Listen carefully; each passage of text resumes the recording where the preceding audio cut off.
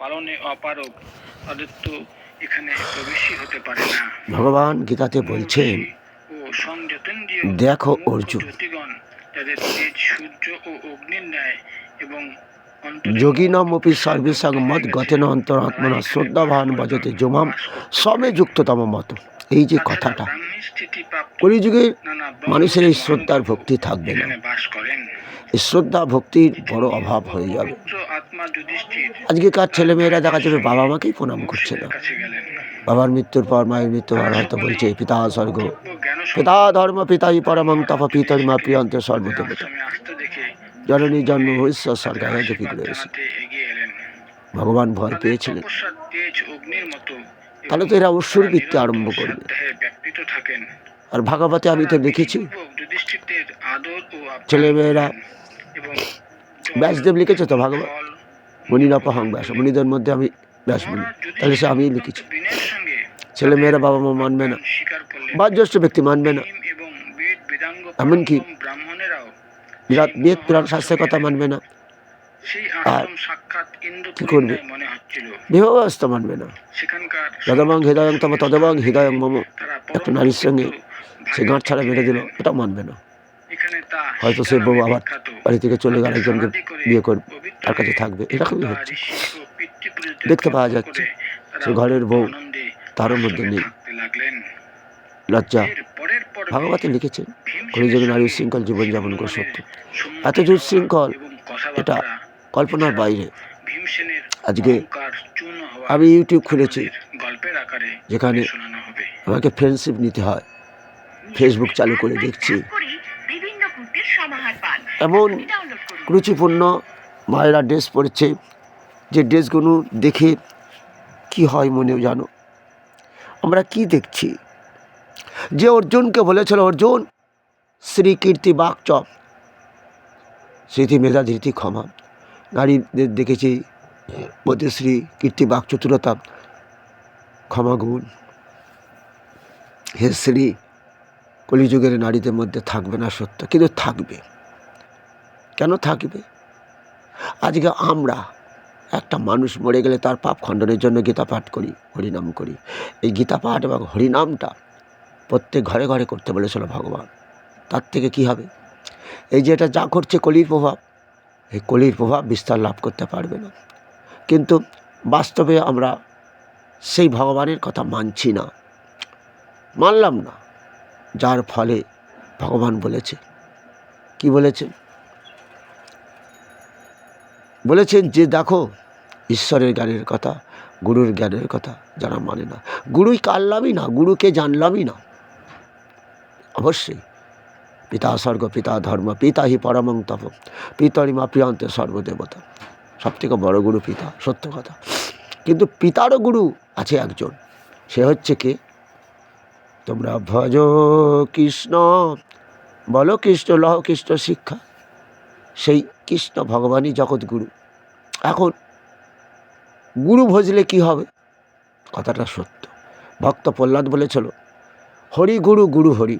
কথাটা হিরণ্যকশিপু সহ্য করতে পারেনি, কারণ সে তো দৈত্য। সে চাইছে প্রহ্লাদ আমাকে গুরু গুরু হিসেবে আশ্রয় করুক, আমি ওর ভগবান।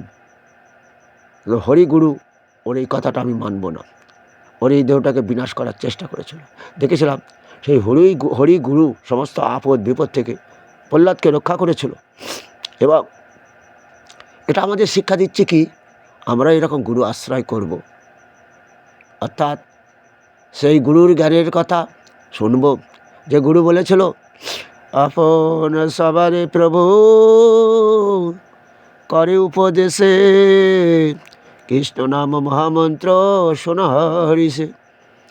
হরে কৃষ্ণ কৃষ্ণ কৃষ্ণ হরে হরে, হরে রাম রাম, রাম রাম হরে হরে। তাহলে সেই বাড়িতে আজকে কলির প্রভাব বিস্তার লাভ করতে পারতো না। তাই আমরা যে সন্তানগুলোকে জন্ম দিচ্ছি, আদর্শ সন্তান তারা হচ্ছে না। হয়তো লেখাপড়ায় তারা ভালো হয়েছে, দেখা যাচ্ছে ভালো চাকরি পেয়েছে, আসল যে রূপ, সেই রূপটা হচ্ছে আমাদের কেমন রূপ জানো? সত্য কথা শুনবে, সেই কথাটার সেই রূপটা আমাদের আসুরীয় রূপ। চিন্তা করতে পারো, সেই বাবা মাকে বৃদ্ধাশ্রমে পুড়ে দিয়ে আসছি, আসুরীয় ভাবত। যে বাবা, যে মা সন্তান ছাড়া, যে মা হয়তো মামার বাড়ি গেছে, ছেলে থাকতে পারছে না, কান্নাকাটি আরম্ভ করেছে, আমার খোকাকে এনে দে। আমার মা তাই করতো, ছোটোবেলায় মামার বাড়ি গেলে না বা কান্নাকাটি করতো, আমার কাকা গিয়ে নিয়ে আসতো। আর এই কি মা, এ কোন মা? হ্যাঁ, যার ফলে আজ আমাদের এমনই একটা দিন এসে গেছে। যদিও ভগবান বলেছিল দুঃখ করে, কি বলেছিল, আমাকে মহাপ্রলয় করতে হবে, প্রলয় করে নতুন করে জগৎ সৃষ্টি করতে হবে। কারণ আমি তো চরিত্র পাল্টাতে পারছি না মানুষের। যে গীতা ভাগবত পাঠ করলে, শ্রবণ করলে, হরিনাম করলে দেহটা পাপ মুক্ত হবে, কাম ক্রোধ লোভ থাকবে না এই দেহে। গীতার জ্ঞানের কথা পড়ো, কত বড় জ্ঞানের কথা বলো তো। এই যে মায়েরা দেহ দেখাচ্ছে, আজকে ফেসবুক দেখছি তো, বলো তো এই দেহটা কদিন? দেহি নস্মিন যথা দেহে কৌমারং যৌবনং জরা তথা দেহান্তর প্রাপ্তি ধীরস্তত্তর মুহ্যন্তি। অর্জুন, এই দেহে কুমারকাল আসবে, যৌবনকাল আসবে, জরাকাল আসবে। সহস্র ব্যাধি যখন দেহটাকে আক্রমণ করবে, মাগো তোমার দশাটা কি হবে জানো? লোকে তোমাকে থুথু দেবে যে তুই তো বিরাট দেহ দেখাতিস রে, কী হলো তোর দেহটা, কী হলো রে? শুনতে পাচ্ছ কি? তাই শোনো মায়েরা, এই কুকাজ করো না। তোমরা ঘরের বউ, ঘরের মেয়ে, সুন্দর পোশাক আশাক পরো, কুরুচিপূর্ণ কথা বলো না। আমরা দেখতে পাই এসব মায়েরা কুরুচিপূর্ণ কথা বলে, যে কথাটা শুনলে কানে আঙুল দিতে হয়। কিন্তু কি করব, আমি যত ভিডিও করি, আমার বাড়িতে মন্দির আছে, কৃষ্ণ মন্দির, 33 কোটি দেবতা আছে, আমি সহ্য করতে পারি না। এই যে বাবা কার্তিক পুজো করছে, রাস্তার ধারে বসিয়ে দিয়ে আসছে, সেই এনে সেই মন্দিরে ঘরে রেখে দিই। তা বলবে সে তো অনেক ঠাকুর, অনেকই ঠাকুর। আমার এই মন্দিরে অন্তত, নাট মন্দিরে অন্তত আমার 200-250 ঠাকুর ধরবে, রাখছি, তাদের আরতি করছি, পূজা করছি। এই যে কুসংস্কারে আবদ্ধ এরা, যে আমার ছেলের যদি কিছু হয়। আর ব্রাহ্মণ, তারাও পণ্ডিত, ইয়গচ্ছ ইয়তিষ্ঠ, ইয়গচ্ছ ইয়গচ্ছ ইয়তিষ্ঠ ইয়তিষ্ঠ ইয় সন্নিধেই, ইয় সন্নিধেই, ইয় সন্নিধেই। কিন্তু এরপরে তো তাকে বিসর্জন করে দিচ্ছে, তাকে তারা তো সুন্দর জলে বিসর্জন করে দেওয়া দরকার। হ্যাঁ, এই যে কুসংস্কারে আবদ্ধ, এখন অনাদি আদি গোবিন্দ, তাই রাধাকৃষ্ণ মূর্তি বিসর্জন হয় না। তাও সেই জায়গায় যত্ন করে রাখতে হয় তাকে। যেখানে অশ্বত্থ গাছ আছে তার গোড়াতে রাখতে হবে, যেটা যদি বাঁধানো হয়, কেউ সেখানে যদি নোংরা না হয়, আশেপাশে কোনো ডাস্টবিন না থাকে। কিন্তু সেটা তো এখন নেই, মানুষের জায়গার অকুলন। তাই সুন্দরভাবে তাকে বিসর্জন করে দেওয়া হয়তো মঙ্গলময়। এটা আমরা করছি না, কারণ কলিতে জীবের একটাই দশা হবে। হ্যাঁ, সকলে বিষয়ে মত, বিষয় একবার লাভ করার পর তাকে ভুলে যাচ্ছে। সে বিষয় চিন্তা এমনই কলির জীবে। হ্যাঁ, হয়তো সন্তানাদি হচ্ছে না, তাই তাকে পুজো করলো যত্ন করে, কিন্তু এবার কি হলো, তার অবস্থাটা চিন্তা করেছো। বিষয় চিন্তা এত কলির জীব করবে, এ সম্বন্ধে জ্ঞান থাকবে না। কোথাও দেখবে গোপাল জর্দা, গোপী জর্দা, বারবার বলি, আমি বিড়ির প্যাকেটে ভগবান কৃষ্ণের ছবি দেখলাম, লোকনাথ চানাচুর প্যাকেটে, মুড়ির প্যাকেটে, যে লোকনাথ সেই নোংরা ডাস্টবিনে পড়ে রয়েছে।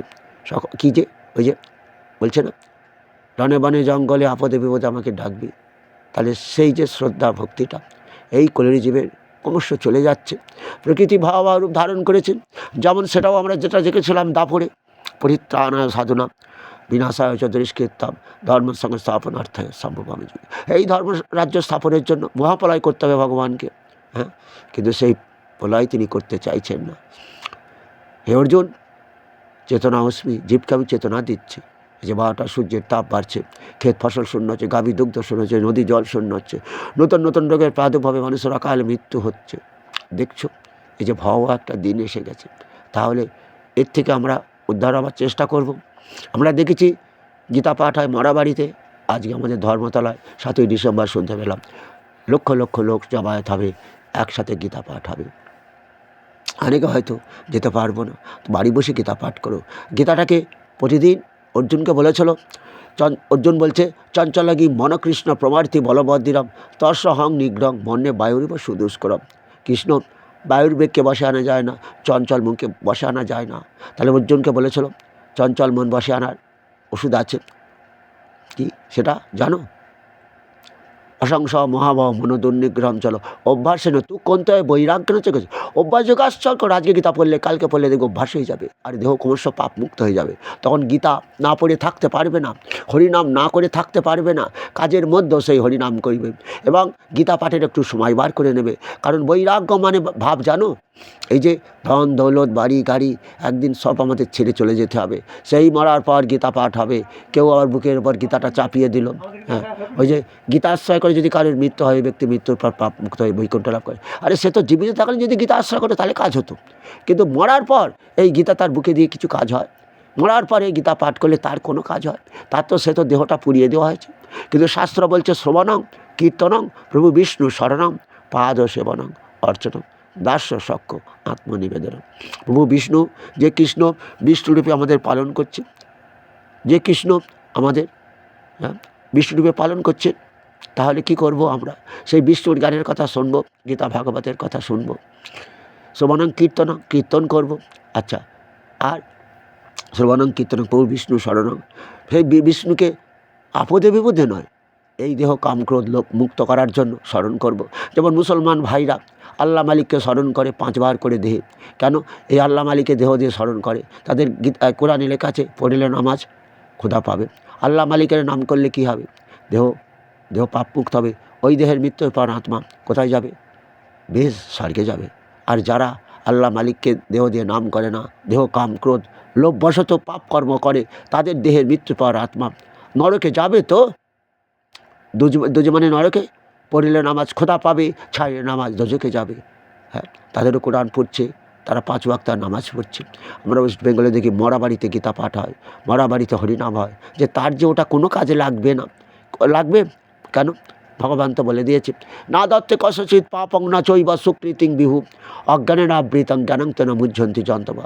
অজ্ঞানতাকে আশ্রয় করে জীব যে পাপ করে পাপের ফল তাকে ভোগ করতে হয়। সে কখনো ছেলের হাতে পিণ্ড খেয়ে সেই পাপ মুক্ত হতে পারবে না, স্বর্গে যেতেও পারবে না। অর্জুন, বৃথা চেষ্টা করছো। যদি যদি মৃত্যুর পর দেহ পাপমুক্ত দেহ পাপমুক্ত করো, মৃত্যুর পর যদি বৈকুণ্ঠ লাভ করতে চাও, কি মন মনা ভবমদ ভক্ত মদ যাজিমাং নমস্কুরু মামি বৈশ্যসী সত্যংতে প্রতি জানে প্রিয় শিবে। আমি সত্য প্রতিজ্ঞা করে বলছি, তুমি আমাদের প্রিয়, আমাদের এই জগৎ আমার প্রিয়জন, প্রত্যেকটা জীব। আমি যাদের সৃষ্টিকর্তা পালনকর্তা, পিতা মাতার রূপে সৃষ্টি করছি, পালন করছি, তারা বড় আপনজন। তাহলে আমার জ্ঞানের কথা বিশ্বাস করুক, আমাকে আশ্রয় করুক, আমাকে প্রণাম করুক, তাহলে ইহলোকে দেহ দিয়ে সুখ পাবে। মৃত্যুর পর আমার সৃষ্টি আত্মা ওর মধ্যে আছে, নিশ্চয়ই আত্মাটা পেতলোকে যাবে না, পিণ্ড খাওয়ার প্রয়োজন হবে না, আমার বৈকুণ্ঠ লাভ করবে। এটাই ভগবান চেয়েছিলেন। কি তোমরা ভজ কৃষ্ণ বলো কৃষ্ণ লহ কৃষ্ণ শিক্ষা শুনা মিশ্রম কলিযুগে নাহি তপযোগ্য যেজন ভজে কৃষ্ণ তাহার মহাভাগ্য অতএব গৃহে তুমি কৃষ্ণ ভজ গিয়া। অর্থাৎ গীতা পড়ো, হরিনাম করো, এটাই ভগবান চেয়েছিলেন। আমরা কলির প্রভাব থেকে মুক্ত হয়ে দীর্ঘ আয়ু লাভ করতে পারবো, রোগ শোক আমাদের থেকে দূরে পালাবে, সুস্থ দেহ লাভ করতে পারবো। Healthy body sound healthy mind. আমাদের আজকে বলবো যে কি সমস্ত কাজকর্মই আমরা ভুলে যাচ্ছি করতে, কারণ শরীর অসুস্থ। প্রথমত আমাদের দেহ কারোরই সুস্থ নেই, ক্রমশ দূষণ বাড়ছে, রোগ বাড়ছে। রোগের তাও মহাপ্রভু বলেছিল কৃষ্ণ ভজনে হয় জীবের পাপ মুক্তির কারণ, কর্মভোগ রোগেতে ঔষধ রসায়ন। দেহ অনেক দিয়ে পাপ করেছ, কৃষ্ণ ভজন করো, দেহ পাপ মুক্ত করো দেহ। হ্যাঁ, রসায়ন খাচ্ছ, কোনো রোগ কিন্তু ভালো হবে না। সেই ভগবান কৃষ্ণ বললেন যে ঈশ্বর কাহারও পাপ গ্রহণ করে না, পূর্ণ কর্ম গ্রহণ করে না। অজ্ঞানতা থেকে আশ্রয় করে যে যার পাপ করে, পাপের ফল তাকেই ভোগ করতে হবে।